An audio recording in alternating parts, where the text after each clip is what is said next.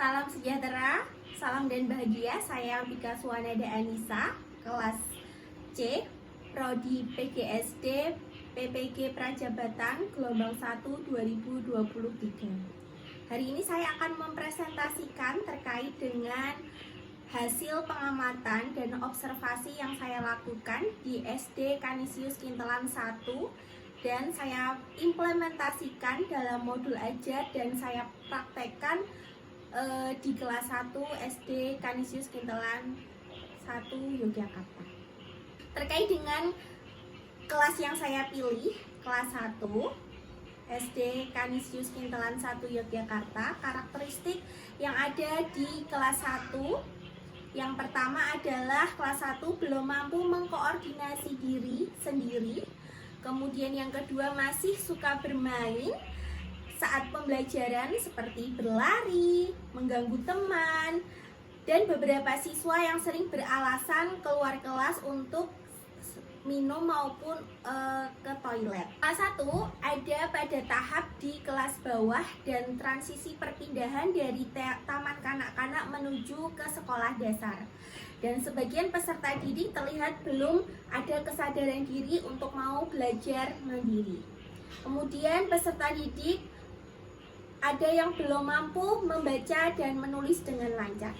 Kemudian guru kelas dalam mengajar di kelas 1 sesuai dengan hasil pengamatan dan observasi di kelas. Dalam mengajar, guru sedang mendalami latar belakang setiap peserta didik kelas 1 yang berbeda-beda dengan cara guru menyampaikan setiap perkembangan belajar peserta didik berupa kemajuan, hal yang kurang dan yang harus diperbaiki kepada wali peserta didik. Kemudian yang kedua, guru sudah membuat modul ajar, namun dalam modul ajar tersebut guru belum mencantumkan asesmen sumatif pada modul ajar dan belum adanya penilaian sikap spiritual, sikap sosial, dan belum adanya lembar observasi sikap spiritual dan sosial peserta didik. Saat mengajar, guru belum melakukan pembelajaran yang berdiferensiasi. Dalam pelaksanaannya, guru belum sepenuhnya menggunakan media konkret dalam pembelajaran. Kemudian solusi yang saya buat dalam modul ajar yang saya rancang, yang pertama, saya membuat modul ajar yang disesuaikan dengan kebutuhan peserta didik. Kemudian saya merancang pembelajaran yang berdiferensiasi sesuai dengan kemampuan peserta didik. Kemudian adanya asesmen sumatif dan adanya lembar penilaian.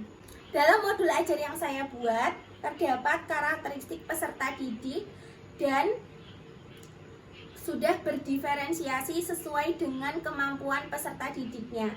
Jadi, saya membuat kelompok yang sesuai dengan kemampuannya peserta didik.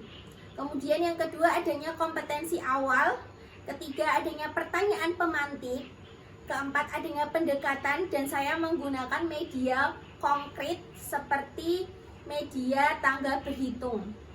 Kemudian adanya sintak kegiatan, adanya asesmen diagnostik yang saya lakukan sebelum pembelajaran atau pra pembelajaran dan adanya asesmen sumatif.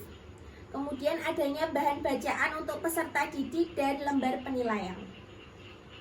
Hasil pembelajaran setelah saya mengajar menggunakan modul ajar yang saya buat, yang pertama peserta didik terlihat lebih tertarik dengan media konkret yang saya buat seperti media tangga berhitung. Peserta didik terlihat sangat antusias dan ingin mencoba satu persatu. Dalam pembelajaran berdiferensiasi kelompok, memudahkan saya sebagai guru dalam memantau proses belajar peserta didik dalam setiap kelompok. Kemudian yang terakhir, ternyata peserta didik di kelas 1 menyukai pembelajaran yang dibuat dalam permainan dan menggunakan ice breaking yang menarik. Sekian dan terima kasih.